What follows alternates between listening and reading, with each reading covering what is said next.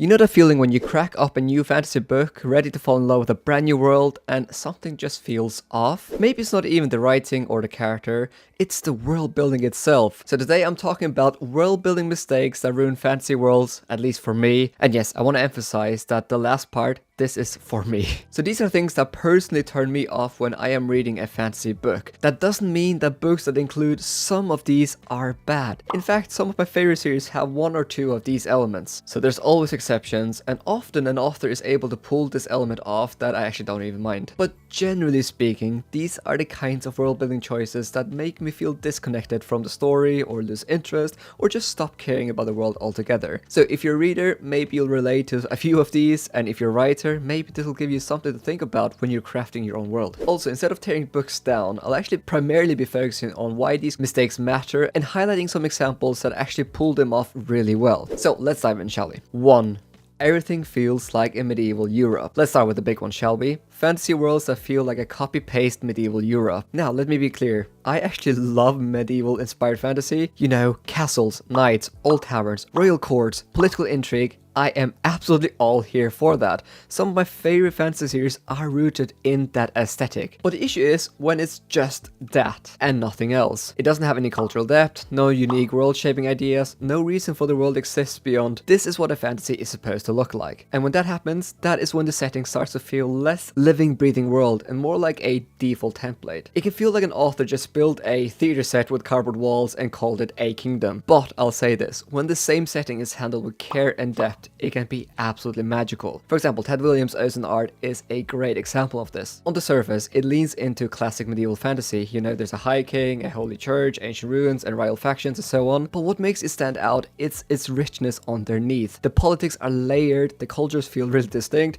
and there's a real sense of time. You know, of things built over generations and crumbling under their own weight. Another example, obviously, is Tolkien's Middle-earth, that often gets copied, but is rarely matched. Yes, it has medieval elements, swords, kingdoms, inns, but Tolkien gave it a deep linguistic root, and it has so many layers of mythology, a sense of historical decay that makes it feel ancient, and it just doesn't feel generic at all. Every location in Middle-earth, every race, every tradition feels like it has a reason to exist, which I just love. So I'm not against medieval fantasy, but if your world just recycles the same imagery without adding something new or thoughtful to it, then I'll probably lose interest. Reason number 2, magic with no limits or rules. Okay, next up, let's talk about magic that can do anything, anytime, or for any reason. I obviously love magic in my fantasy. It's often the things that will pull me in, you know, that sense of wonder, the spectacle, or the strangeness or weirdness of a magic system. And I don't think every magic system needs to be hard or explained down to the tiniest detail. You definitely know that I love these soft magic systems. But here's the problem. When magic has literally no limits, no rules, no boundaries, no sense of cost, it stops being exciting and starts being a crutch. There's a real risk the stakes will disappear, and the characters, you know, when they get into these impossible situations, then poof, magic fixes it, and there's no setup, there's no consequence, it just feels too convenient. And this is where we run into something that really bugs me, Deus Ex Machina, which literally just means God from the machine. But Deus Ex Machina is just when a seemingly unsolvable problem is suddenly fixed by a new, unexpected solution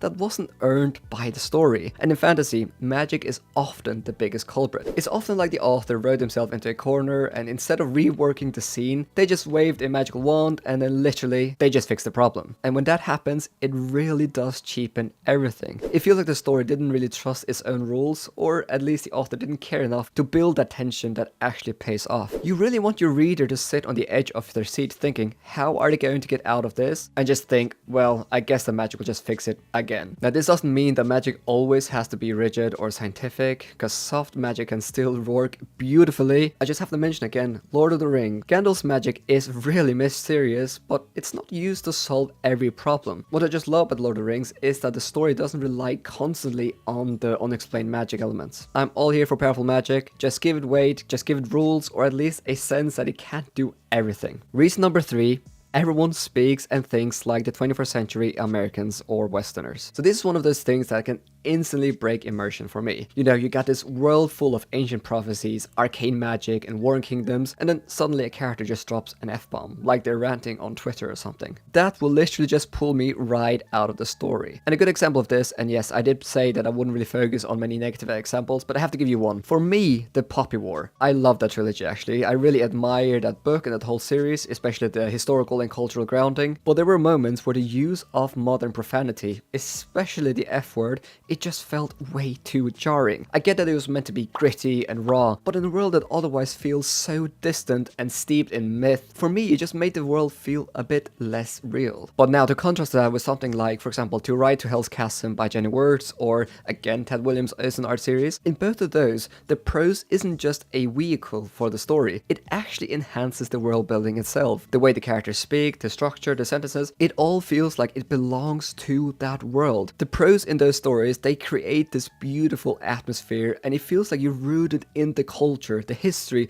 and the mindset of the people that live there. You know, the language, it serves the immersion rather than undermining it. That said, I don't think every fantasy book needs to sound like a 1,000-year-old scroll or something. We have books like Legends and Latte that use modern sounding dialogue and slang, and that works because it's cozy, it's low stakes, and the author wants it to feel like a slice of life coffee shop. And because that tone is consistent, it actually works beautifully. So obviously the problem isn't modern language itself, it's when the language feels out of place in a world that the author has created. I will just say this, if your setting is dark, ancient, and full of bloodstained history, but your characters sound like they just came from a Discord server, I'm probably going to struggle to stay immersed. Number 4. Races are not equal cultures. Okay, let's talk about a world building habit that's all too common in fantasy, and that is treating races like monoliths. You've definitely seen this. For example, all elves are apparently elegant and wise, while all dwarves just love gold and ale, and apparently all orcs are violent and brutish. These kinds of archetypes show up over and over and over again, and the problem isn't that these traits exist, it's more that they're treated like universal truth across an entire race. But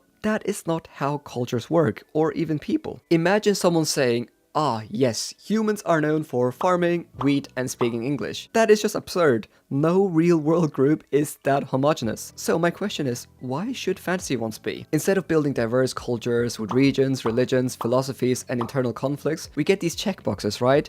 You know, elves is equal forest plus wisdoms. And in my opinion, that can often just flatten the world, because you don't get that nuance or contrast or individuals with goals that push against the cultural expectations. And that's one thing that I really appreciated with The Devils by Joe Abercrombie. In my opinion, it is one of the most refreshing takes I read recently because it actively subverts those fantasy archetypes. The cast is full of characters who look like these standard fantasy stereotypes on the surface. You know, we have a dwarf, we have an elf, and so on and so on. But these characters are nothing like the tropes you expect. Joe Abercrombie really plays with your assumptions here in such a smart way, and in doing so, he really reminds you how rich fantasy can be when the characters are treated as people first. And honestly, it's also just way more immersive. When everyone from a certain race talks and thinks the same, it doesn't feel like proper world building. It just feels like a video game with lots of NPCs or something. So yeah, give me elves who hate trees every once in a while, or dwarves who've never picked up a hammer, or maybe demons with existential crisis. I want to see it all. 5. There's only one city that matters. Okay, so here's a world building trap that I see also way too often. The entire fantasy world revolves around one single city, capital, or kingdom. You know the type. It's always the city, the political center, the cultural hub, the place where all the chosen ones live or where all the drama happens. And outside of that, maybe there's a vague mention of the provinces or the wildlands or something, but those areas never feel real. Obviously, this isn't inherently bad. Some fantasy stories are intentionally small scale or city focused, and that can be brilliant, but my issue is that when a book tries to present itself as a sweeping epic with loads of wars, loads of empires, and centuries of histories, and yet somehow the entire plot just revolves around one place, it can start to feel really small and jarring. Like you're looking at a world map where only one location was filled in and everything else is just, you know, placeholder text. And that is what really undermines this sense of scale. Because great fantasy, the kind that makes you feel like the world stretches far beyond the page, gives you layers and layers of civilization. It doesn't all have to be visited, but it should exist. And it should feel like this world goes on without the main characters if they were to disappear. So like books like A Song of Ice and Fire, you know, they absolutely nailed this because every region has its own identity, politics, food, and and history. Or obviously we can take the Wheel of Time. You literally have entire countries with distinct cultures and tensions, and the way that those regions collide is really what drives so much of the story. So yeah, if your fantasy world has a single capital that does everything, it can start to feel more like a theater than a living, breathing world. Reason number 6. Everyone is either a farmer or a warrior. Okay, so here's another world building issue that makes fantasy worlds often feel strangely shallow. And that is if either everyone is a peasant or a soldier. And you know the setup, having nameless villagers in the background, a bunch of tough warriors in the foreground, and maybe a king or noble pulling the strings. And that is apparently society. But you know as well as I that real civilizations are so much more than that. Even in the most war-torn or medieval-inspired setting, people still made art, wrote books, argued about philosophy, brewed beer, and mapped the stars. Those societies had poets, healers, merchants, stonemasons, scribes, and so on and so on. And when a fantasy world just skips over all of that